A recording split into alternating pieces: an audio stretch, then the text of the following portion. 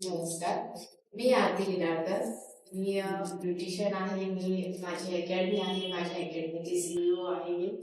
सरांची आणि माझी ओळख जवळपास 3 वर्ष झाले सरांच्या. पण जेव्हा फर्स्ट टाइम सर मला जेव्हा भेटायला आले होते, तेव्हाच मी इतकी इम्प्रेस झाले होते त्यांच्यावर.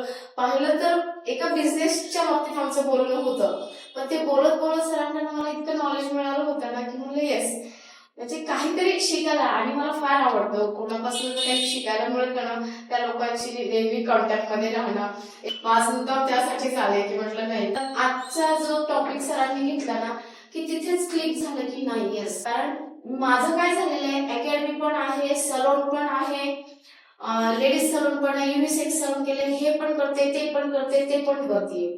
परमनंट मेकअप हा कोर्स मी केलेला आहे, जो की सिंहगड रोडला इथं कोणीच करत नाही.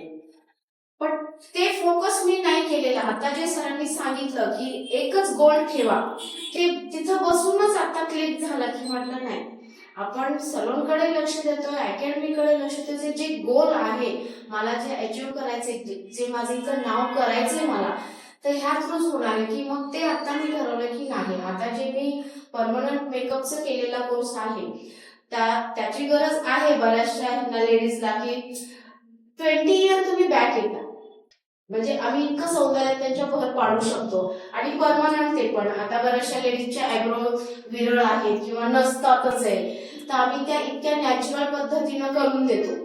हा जो कोर्स आहे तो मी डॉक्टरकडे जाऊन शिकून आलेली आहे, तर ते मला जास्त हायलाइट करायचं आहे. तर आता ते लक्षात आलं माझ्या की मी ह्या बिझनेसवर त्या बिझनेसवर लक्ष हे न करता एकच जे गोल आहे त्याच्यावरच मी आता आजपासून म्हणजे ठरवलं की मी आता ते गोल अचीव्ह करणार आहे.